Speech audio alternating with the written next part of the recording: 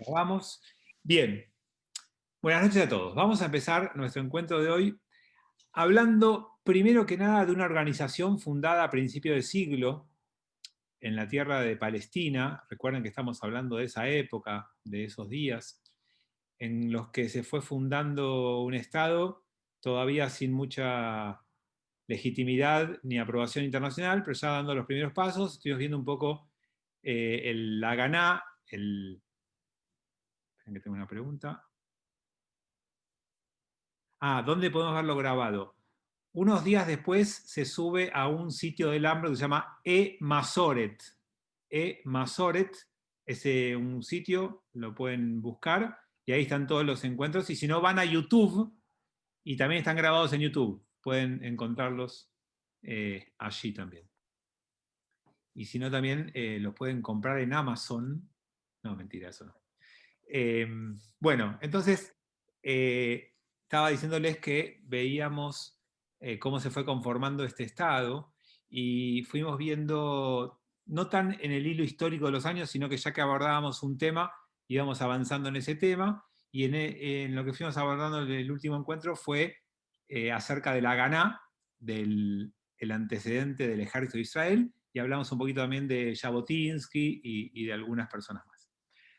Hoy les voy a contar la fundación y el inicio de una organización que todos ustedes deben conocer, pero yo no sé si ustedes dimensionan qué es, para qué sirve y qué importancia tuvo y tiene hoy en la tierra de Israel. ¿Quién de ustedes nunca puso alguna moneda en una alcancía azul y blanca? Bueno, hoy vamos a hablar de la fundación del Keren Kayemet LeIsrael, que es una organización tremenda que tiene una importancia fundamental y que es muy conocida simplemente porque plante árboles o porque junte monedas. Y la envergadura de la organización, mira, ahí Lili está mostrando una alcancía. Para el que quiera mirarla, donde está la pantalla que dice Liliana Sorín, van a poder encontrar una alcancía del Keren Kayemet original. Fantástico. Bueno, ¿qué es el Keren Kayemet? Keren Kayemet es el Fondo Nacional para Israel o Fondo a Perpetuidad para el pueblo judío. El Keren Kayemet es el proyecto más importante del Congreso sionista para poder establecer el Estado de Israel. Organizaron una recaudación de fondos mundial para que ese fondo administre el dinero judío donado para la construcción de Israel y con ese fondo puedan adquirir las primeras tierras en Palestina. Porque a veces uno se imagina que el Estado de Israel se construye cuando en 1947 y después en el 48 se implementa, las Naciones Unidas dice, bueno, esa tierra ahora es de Israel. No. Cada pedazo de tierra que se quiso ir incorporando hubo que comprarlo. Porque la tierra no era tierra fiscal, como es acá, toda del gobierno. La tierra era tierra con dueños y hubo que ir comprando cada duna, cada parcela, cada fragmento de tierra de Israel había que comprarlo. Y para eso, en el quinto congreso, se tomó la decisión de establecer este fondo, que se va a fundar en 1901. Y va a tener como fin primero y principal la compra de tierras en Eretz Israel para el pueblo judío. Esto también es importante. Es un fondo que administra un representante, pero el dueño de verdad es el pueblo judío. ¿Saben quién es hoy el mayor terrateniente de todo el Estado de Israel? Nosotros, el pueblo judío. Yo soy parte. Yo tengo acciones. Ustedes también. el Keren Kayemet es propiedad de todos nosotros y son los dueños de la mayor cantidad de tierra en Israel y manejan un presupuesto multimillonario, porque muchas de esas tierras están alquiladas. Bueno, esto comienza en el 1901 y va a tener como principales donantes, y esto también es muy interesante porque es cómo funciona el pueblo judío. ¿Saben quiénes fueron los primeros donantes del Keren Kayemet? Los mismos sionistas que decretaron su fundación. En el momento en el que firmaron el acta constitutiva, cada uno sacó un cheque y lo donó. Y donaron no solamente los que votaban a favor de hacer el Keren Kayemet, sino que los que votaron en contra también. No están alquiladas a 99 años. Cada tierra es alquilada con el contrato de alquiler que haga cada uno. El Keren Kayemet funciona como un organismo hoy en la tierra de Israel y decide qué hacer con sus tierras, con su dinero. Yo no lo tengo chequeado ahora, pero la última vez que escuché manejaba algo así como $1.000 millones por año de presupuesto. $1.000 millones por año. Más o menos. Para que tengan una idea de qué estamos hablando. Entonces, bueno, les contaba que el Congreso Sionista lo establece, los firmantes que dan nacimiento a esto se transforman en los donantes, y establecen 3 formas para recaudar fondos. La primera tiene que ver con recaudar fondos a través de las cajitas que mostró Lilia hace un ratito, que la gente ponía dinero y donaba simplemente para el Keren Kayemet, que va a después encontrar que una de las principales actividades que va a querer desarrollar y para la cual va a pedir donaciones es para plantar árboles. Pero no es la única, esa es la más conocida. Después va a juntar muchos fondos a través de los sellos postales. Descubre que con esto hace que los judíos de todo el mundo quieran tener y quieran usar sellos postales que no son todavía de un país, sino de un congreso sionista o de una idea sionista, y que van a servir para empezar la tarea educativa del Keren Kayemet, que también va a asumir, porque va a empezar a difundir el mapa de Israel. Las estampillas van a ser uno de los canales, de los caminos, para que todo el mundo empiece a conocer qué es Israel, dónde queda y qué forma tiene. Y la tercera forma, que era la que manejaba los montos más grandes, es que establecieron un libro de oro. Y en ese libro se publicaba todos los años los nombres de las personas que donaban a ese fondo. Y como ocurre con lo simbólico y cuando uno ama un proyecto y abraza una causa, la gente quiere estar, quiere figurar, quiere que su nombre quede registrado allí. Entonces, esos fueron los canales con los cuales el Keren Kayemet empieza a recaudar fondos y con esos fondos empieza a comprar tierras, especialmente en Galilea, en el norte, en la parte de Galilea, en la parte norte de Israel, y en la parte de Judea, en la parte del sur, en la parte más desértica del sur de la tierra actual de Israel. Van ampliando los horizontes, no solamente compran tierras, sino que empiezan a fundar instituciones importantes en las tierras del Keren Kayemet. Una de ellas importante fue, no sé si alguien conoce la Academia Betzalel, porque existe hasta hoy, la Academia de Arte y Diseño de Israel se llama Betzalel. La Academia de Arte fue fundada en tierras del Keren Kayemet, por ejemplo. Empiezan a crear los primeros bosques para plantar árboles. Y paradójicamente el primer bosque que crean, que se llama Beit Shemesh, que no importa, no es muy conocido, termina siendo el bosque en el que se van a plantar árboles en memoria de Herzl, que muere en 1904. Y a partir de allí se empiezan a proliferar los bosques y los árboles plantados en Israel por el Keren Kayemet, que hizo que Israel sea el país que terminó el siglo XX, el único de todo el mundo, que terminó el siglo XX con más árboles que el siglo XIX. Todo el resto de los países del mundo terminó el siglo XX con menos árboles que en el siglo XIX.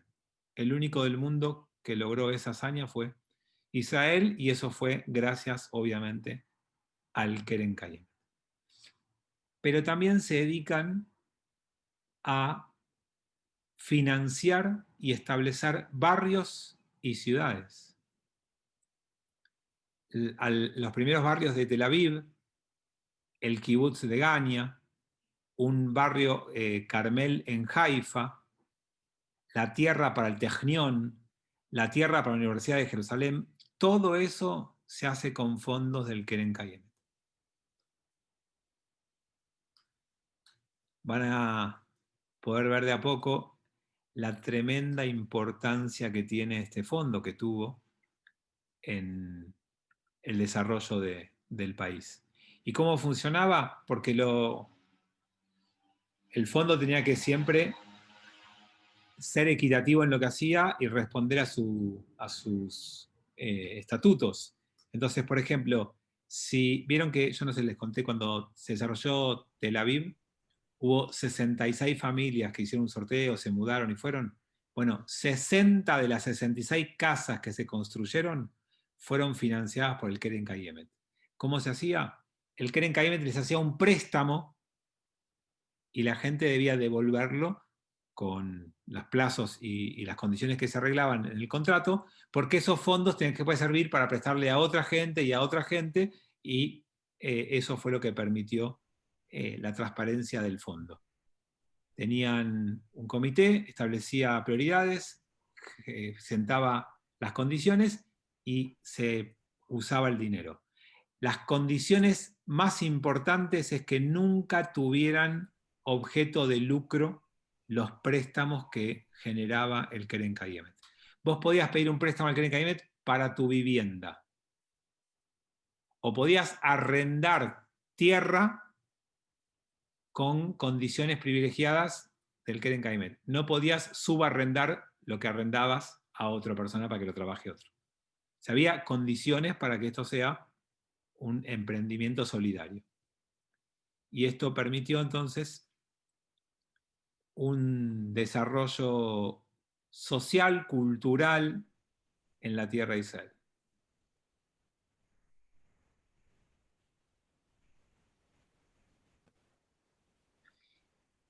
Bien, eso era lo que les quería contar de el Keren Kayemet, y nos había quedado pendiente el gran tema del encuentro de hoy, que es la inmigración judía a la Argentina. Nosotros algo ya habíamos hablado cuando hablamos de Barón Hirsch y su perfil de donante y de filántropo, y su condición familiar y el tema de sus hijos, ¿se acuerdan que hablamos? Pero hoy nos vamos a centrar especialmente en la Argentina. ¿Cuándo llegan los primeros judíos a la Argentina? Bueno, la llegada de judíos a Argentina se sitúa más o menos por el 1854, 1850 y tantos, 1860. Estamos hablando de la llegada de los primeros judíos a la Argentina. Y en el periodo que va de ahí hasta 1889, son casos muy puntuales, muy pequeños, de llegada de judíos a la Argentina, básicamente provenientes de Francia, de Alemania y de Austria. O sea, la gran mayoría ashkenazí, profesional o con una buena situación económica. Estamos hablando de judíos no de Rusia, de Polonia, judíos que llegaban del corazón de Europa y que básicamente venían porque representaban algunas empresas, algunas casas, en negocios de importación y exportación. No llegaban todavía ni escapándose de pogroms, ni habían llegado para ser judíos en América, ni para conocer tierras nuevas. Llegaron para establecer negocios y vínculos entre Europa y América. Y entonces allí tenemos a los primeros técnicos o profesionales que se establecieron, y más o menos en la mitad del tiempo que les dije, en el promedio, había unos 366 judíos. Lo que ya era interesante es que había 11 de esos 366 que eran judíos nacidos ya en la Argentina. O sea que los judíos que llegaron se establecieron, tuvieron hijos y empezaban a generar condiciones de vida judía en la Argentina. Durante esos años llegaron los primeros judíos sefaradíes también. ¿De dónde llegaron? Bueno, hubo una guerra entre España y Marruecos, y escapándose de esa guerra llegaron algunos judíos sefaradíes marrocanos a la Argentina. Hay una comunidad judía marroquí bastante arraigada en la Argentina, incluso tan arraigada que hay comunidades marroquíes que se diferencian unas de otras del lugar del cual llegaron sus antepasados. No hay una sola que nuclea a todos los judíos marrocanos. Bien, hasta acá podríamos hablar de una llegada muy puntual, muy específica. La llegada masiva de judíos a la Argentina va a ocurrir en 1889. Ahí ya llega un barco entero de judíos polacos y ucranianos, ya es otra envergadura, es otro perfil, es otra situación, porque eran judíos sobre todo rusos que se escapaban de los pogroms que estaban generando el zarismo o el zar en Rusia y en terrenos que hoy no son de Rusia, pero que en el momento sí le pertenecían. Y ahí entonces ya empezamos a hablar de una comunidad judía argentina con otro perfil sociocultural, económico, de todo tipo. Ellos son los que vamos a conocer después como los famosos gauchos judíos. No la primer tanda que les conté, sino a partir de esta llegada de judíos podemos hablar de estos gauchos judíos.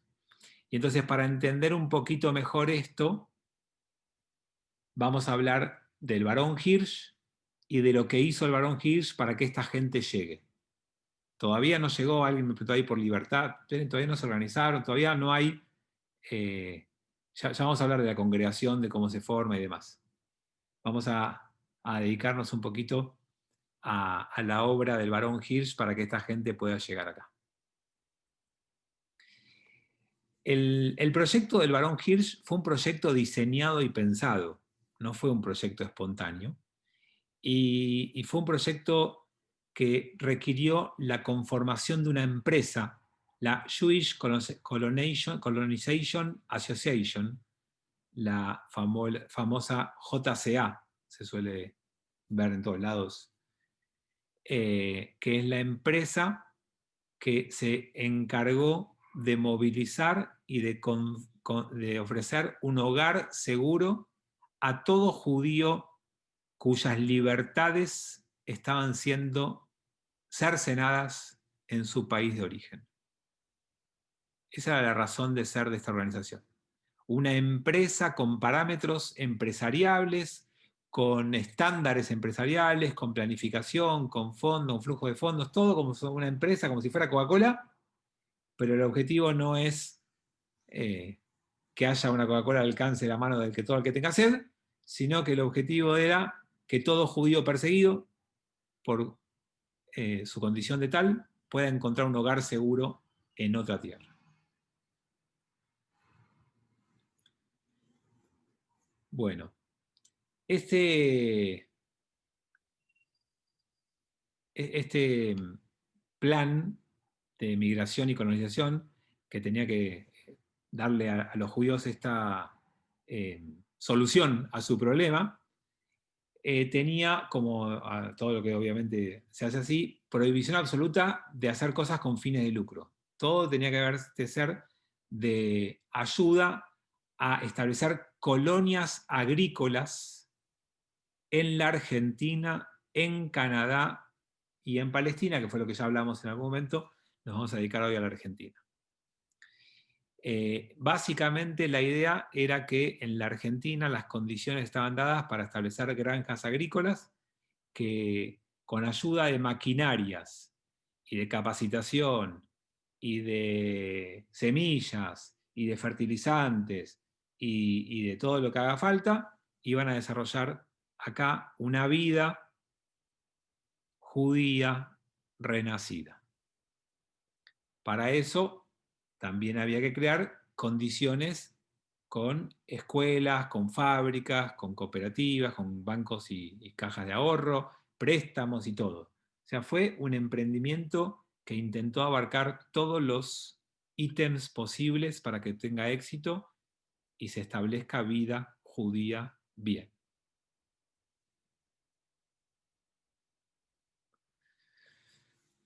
Para eso, obviamente, se creó un fondo económico, porque sin plata no hay idea que se pueda llevar adelante, y el barón Hirsch se encargó de hacer las donaciones para que ese fondo tuviera todo lo que necesitara.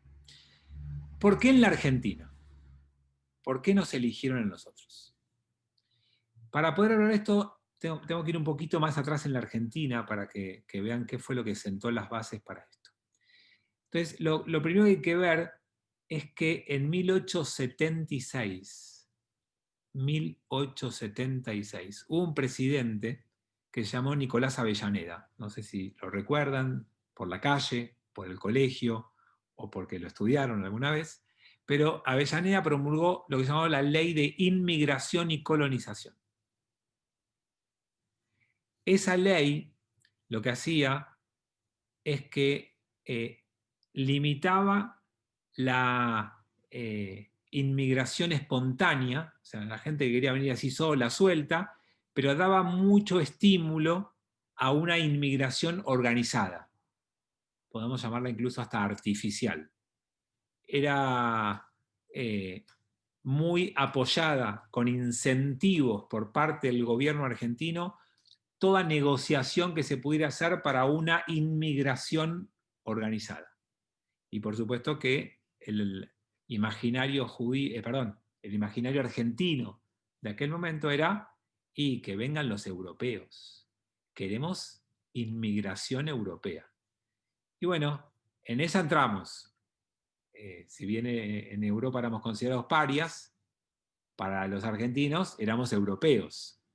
Entonces, eso nos ayudó a nosotros a encontrar una legislación que fuera proclive a recibirnos. Bueno, todo eso, la Argentina, ustedes saben, burocracia, se creó un departamento de inmigraciones para poder negociar estas cosas, y hubo temas con coimas y con leyes que salían, que no salían. Bueno, ustedes saben, estamos en Argentina, no hace falta que les cuente demasiado en esto lo que eso implica, pero finalmente hubo una organización que se dedicó a esto y que esa organización argentina tenía que supervisar a los barcos que llegaban, tenía que ayudar a la gente a desembarcar, a encontrar trabajo, especialmente en el interior, y por supuesto tenían que representarlo frente a las autoridades con cualquier problema legal que tuvieran. Entonces, bueno, nada, se hizo la ley, no tardó mucho en implementarse, en organizarse y demás, pero después pasó algo más, que deben saber del colegio secundario ustedes, si es que lo terminaron, vamos a ver si lo vieron, ¿no? Pero en el colegio secundario habrán escuchado hablar de lo que llamó la conquista del desierto. La conquista del desierto implicó varias cosas, pero una de ellas fue que anexó territorios inmensos a la República Argentina. Y la federalización de Buenos Aires empezó a marcar un cambio en la organización nacional. Entonces, en 1880, cuando asume Roca, Argentina ya estaba unificada y había enormes cantidades de tierras vírgenes. O sea, ¿vieron alguna vez el baile que van los varones con tornillos y las chicas con tuercas? ¿Alguna vez fueron de adolescentes a un baile así? O donde alguien tenga una parte o tenga la otra parte que juntarse. Bueno, acá había dos realidades muy... ¿Por qué les contesto Argentina, que no tiene mucho que ver con nosotros? Había un pueblo sin tierra y había tierra sin pueblo. Ese fue el Shidduch que encontró Hirsch con la Argentina. En el mismo momento histórico, 1880, que los judíos no eran recibidos en Europa, que querían que se vayan, que los querían expulsar, que los querían masacrar, que no los querían más ahí, en ese mismo momento la Argentina tenía un montón de tierra disponible. Y necesitaba poblarla, y tenía en el imaginario que la mejor población para esa tierra era la europea.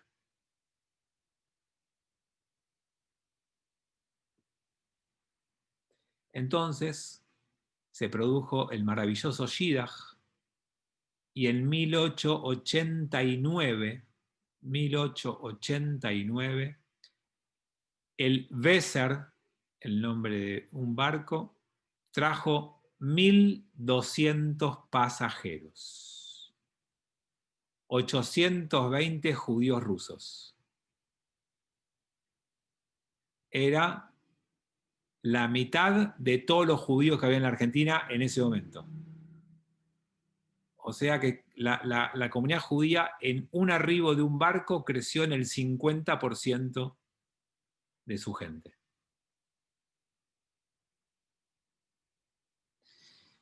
Pero les tengo que contar lo que pasó porque no todo... Ah, miren, acá tenemos a alguien que su familia llegó en el barco. Bueno, les voy a contar un poquito lo que pasó. Es más, lo llevaron a Palacio y murieron a la mitad de una enfermedad. Sí. Murieron en la estación, porque le hicieron la estafa a Palacio, le estafó con las tierras. Tal cual. No le entregaron las tierras. Exactamente. Ahora les cuento el porqué y todo. Pero antes les voy a decir una paradoja, antes de contarles esto. Cuando el barón Hirsch mandó a hacer el estudio de factibilidad de su empresa, yo creo que se los conté, descubrió que en Palestina el clima era malo, las tierras eran caras y no había seguridad jurídica. Y en la Argentina encontró un país con tierras baratas, con buen clima, y él creyó que con un poco más de seguridad jurídica que en Palestina. Porque Roca dijo, el que trae dólares se lleva dólares. No, mentira. Entonces, con esa paradoja de haber elegido la Argentina por esas condiciones, les tengo que contar que el proyecto de asentamiento de estos primeros judíos rusos que llegaban en el barco era o fue negociado para establecerse en la localidad de La Plata. Resulta que para hacer todo esto se celebró una reunión con delegados de la comunidad judía de Polonia, en realidad de Podolia y Besarabia, no de Polonia.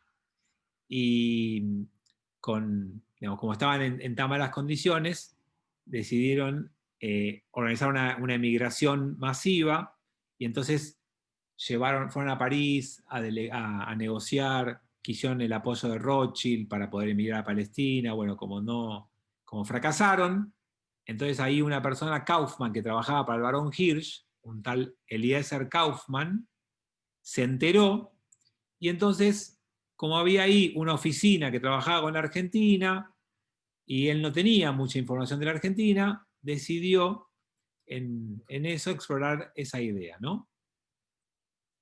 Entonces, había un agente del gobierno argentino en ese momento en Europa, y con un señor llamado Rafael Hernández, no importa, descubrieron que había unas tierras que podían vender para inmigrantes europeos.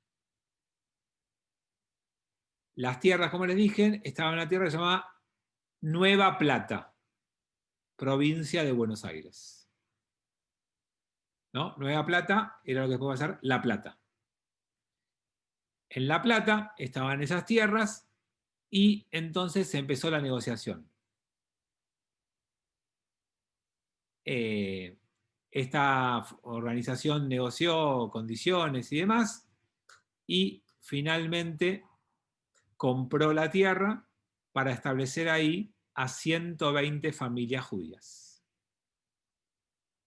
Y por eso el barco traía a estos 820 judíos, 120 familias, a establecerse en la Nueva Plata. Cuando desembarcan en Buenos Aires, en el momento que bajan del barco, les dicen que las tierras no están más disponibles. ¿Qué pasó? Parece que desde que se negoció la venta antes de que embarquen en Europa, hasta que embarcaron, hasta que viajaron y hasta que llegaron, las tierras subieron de precio. Bueno, un poquito de inflación en la Argentina, más del 100%. Entonces, el dueño de la tierra decidió no venderla. Y no le importó nada, no hubo ningún problema, obviamente. Este tal Hernández, que era el dueño de la tierra, decidió no entregarlas, no venderlas, y simplemente no cumplió el contrato, que tenía la seña y demás. Entonces, ahí, bueno, había un rabino ya en la comunidad, ya les voy a contar un poco la parte de CIRA, Congregación Israelita de la República Argentina, la primera congregación que había, ya había un rabino ahí a cargo. Bueno, este rabino empezó a mediar, empezó a buscar contactos, a ver qué podía haber. Había 120 familias judías que no tenían dónde ir. Y entonces contactó a este Pedro Palacios, que recién nos contaban, y este Palacios consiguió tierras en la provincia de Santa Fe. En esas tierras de la provincia de Santa Fe se estaba por construir una línea de ferrocarril que iba a unir con Tucumán, y entonces se ofrecieron a colonizar estas tierras de este lugar. Se aceptó la propuesta, se firmaron los boletos de compraventa y a los pocos días emigraron las familias allí. Bueno, este experimento fue un desastre. Las familias llegaron y vieron que el lugar era desolado, imposible de habitar, era una terrible estafa. Imagínense si nos estafan a nosotros hoy, cuando tenés internet, cuando tenés medio de comunicación, y vos llegás al lugar y decís, ¿estas fotos son, este es el lugar de la foto donde yo compré? Y decís, no, ¿quién sacó la foto? ¿Es un mago? Y después te das cuenta que sí, que es un poquito trucada, un poquito buena luz y qué sé yo, y te engañaron. Imagínense en 1880, con gente europea que no hablaba el idioma y que no podía hacerse ningún tipo de defensa o de exigencia legal. Bueno, llegaron a un lugar que era absolutamente desolador. Las familias fueron alojadas en los vagones del ferrocarril, una cosa imposible de vivir, y estuvieron ahí en un galpón al lado de las vías viviendo los primeros días. Entonces, los inmigrantes estaban esperando ser llevados a un campo a trabajar. Y bueno, obviamente que esperaron que se les entregue animales, elementos de trabajo, el compromiso incluía todo, como siempre. Y entonces no le cumplieron con nada, y parece que los empleados del ferrocarril fueron los que les dieron un poquito de comida para que puedan subsistir los primeros días. En realidad, perdón que te interrumpa, Fabián, porque conozco la historia porque mi familia es de ahí, todos conozco muy bien. Hubo enfermedad que agarró y mató a la mitad de los chicos. Sí, sí, es tifus, no es una enfermedad. Hubo una epidemia de tifus y el tifus mató a 60 chicos en esa Y si no fuera por la familia Scarafia, italianos, que mataron las vacas para darle de comer a los que quedaron vivos, no hubiese quedado ninguno vivo. Fueron una colonia de italianos que había cerca de Palacios que los salvó, que es de Tacural, del pueblo de Arlado, de la estación anterior a Palacios. Y la relación que había en Palacios con los italianos era perfecta. Justamente fueron los fundadores de Sancor, que después fundaron Sancor gracias a los italianos que se llevaban muy bien con los paisanos. Perdón. No, no, está buenísimo porque todo esto enriquece. Cuando hay historias de primera mano, siempre está bueno escucharlas de familias que pasaron por esto. Eh, pero ahora les quiero contar porque es interesante esta historia de esta manera, porque uno entiende que las cosas que pasan a veces pueden ser vistas como tragedias, desgracias, o como los pasos necesarios para que pasen otras. Y ahora vamos a hablar exactamente de eso, pero esperen que tengo unos chats. Sí, alguien me está llamando. Fabián. Gustavo, sí. Fabián. Sí. Parte de mi familia vivió en Palacios durante muchos años con la casa principal que estaba frente a la estación, que todavía sigue en pie, y con el campo cruzando la vía. Y vivieron todas esas pandemias que vos estás contando con todos los detalles, así que las conozco también. Y el resto de mi familia son de Moisés Ville, que están ahí a 15 kilómetros, así que también conozco todo ese tema. Y es tal cual como vos lo decís. Bueno, qué bueno Tal que haya cual. gente acá Contigo vamos a... Perdón, no escuché el final, pero decía, qué bueno que haya gente acá que tenga familia directa que haya pasado por estas cosas, porque digamos, los invito a que siempre contribuyan y enriquezcan con historias familiares, porque está bueno escucharlo también así de primera mano y con otro conocimiento. Eh, acá Pablo Per agrega, interesante, porque el Hernández que yo nombré dice que yo no sabía, que es el hermano de José Hernández, del Martín Fierro. Es el que tenía que entregar las tierras y nunca se presentó. Y que como las tierras subieron de precio, prefirió no vender. Bueno, mira, no sabía que era el hermano de José Hernández, gracias Pablo por el dato. Y acá Fer dice que Palacios es a pocos kilómetros de Monigotes, el pueblo de mi papá. Sus abuelos maternos llegaron a Monigotes y ya mi abuela nació allí. Bueno, perfecto. Entonces, ya con los aportes que ustedes hicieron, quiero contarles cómo es fantástico este tema de cómo las cosas se encadenan, ¿no?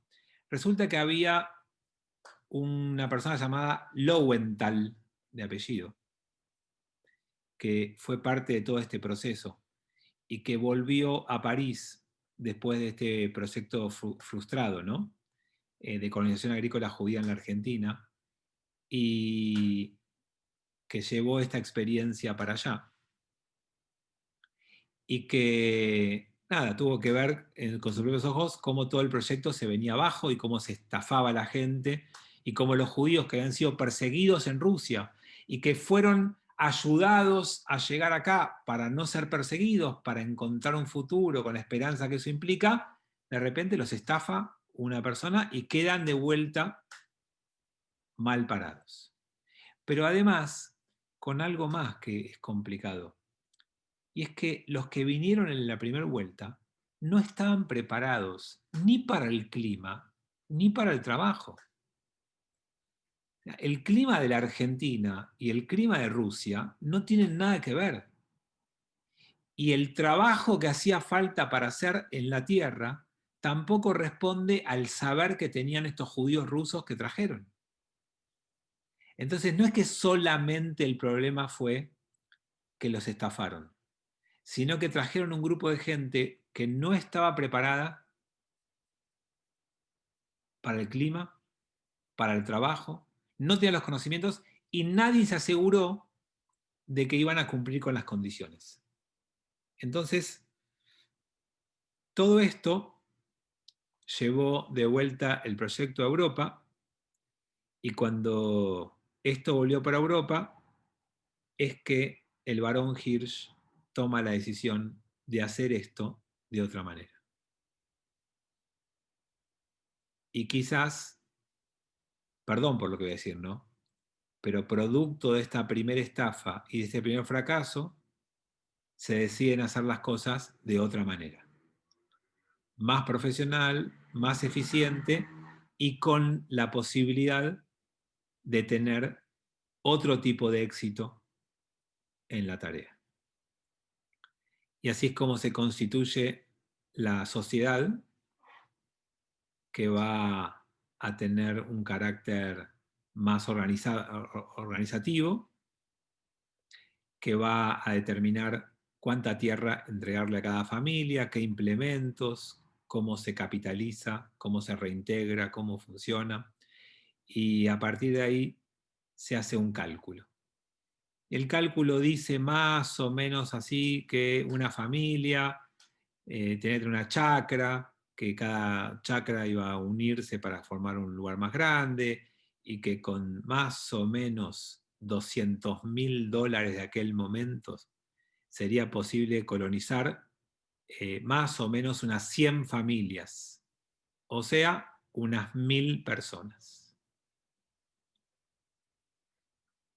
Entonces, Lowenthal llega a la conclusión de que van a necesitar $10 millones para colonizar en el corto plazo 5.000 familias. Si 100 familias eran 200.000, 500 familias eran 1 millón, 5.000 familias son $10 millones. Esta es la cuenta que él hace.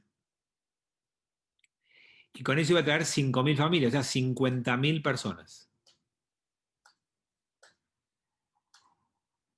Entonces, con esa idea ya concreta en la cabeza y con números concretos, le presentan el proyecto a Hirsch, y en 1890 el barón de Hirsch envía una comisión para investigar en el terreno si todo esto es cierto y factible.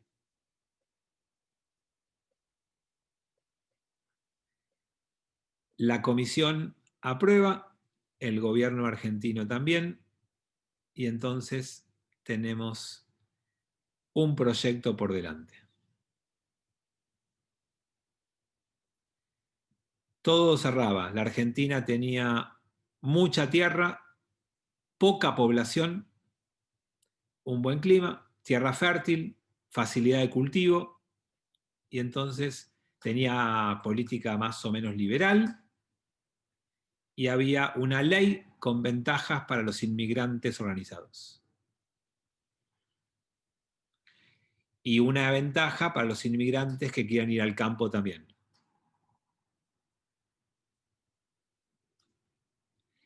Entonces simplemente quedaba organizar el transporte. Había que conseguir la forma, el medio, la manera de transportar a la gente. Y se abre una oficina en la Argentina y se empieza a trabajar en este proyecto. Entonces, en 1891, la empresa empieza a funcionar. ¿Cuánto es el capital inicial? $10 millones. O sea, podía estar armada para traer 5.000 familias, 50.000 judíos a la Argentina. En poco tiempo, el barón dona $30 millones más, o sea que ya ese número se incrementa bastante, y pronto tiene personalidad jurídica, y unos años después es reconocida por Roca y el gobierno argentino. Esa es la historia a grandes rasgos de cómo empieza el barón Hirsch, su campaña, su proyecto, su empresa de movilizar judíos a la Argentina. Nos va a quedar para la semana que viene empezar a ver un poquito cómo se organiza esta comunidad judía en Argentina, cómo se constituye, cómo nace la primera congregación, cómo se empiezan a nuclear los judíos acá en Buenos Aires, y cómo después se van colonizando el resto de las tierras, que recién arrancamos con ese tema, porque Tenemos que hablar un poco de las grandes colonias, cómo llegan, cómo se hacen y demás. Así que bueno, empezamos un poquito este proceso que nos tiene a todos más de cerca. No les dije en una cosa, perdón, pero yo les conté que los primeros judíos sefaradíes llegaron de Marruecos, pero no les dije que al poco tiempo también hubo una inmigración a la Argentina de judíos sefaradíes, pero ya no de Marruecos, sino de Líbano y de Siria, que también fueron llegando con los primeros ashkenazíes. O sea que si bien esta es una comunidad que conformó básicamente ashkenazí, de entrada y desde muy temprano fueron llegando judíos sefaradíes de Siria y de Líbano especialmente, además de Marruecos. Bueno, con eso les conté un poquito entonces los primeros pasos de este proyecto. Seguiremos el martes que viene en nuestro espacio habitual. Buena semana para todos, feliz cumple Bet y saludos a todos. Nos estamos viendo.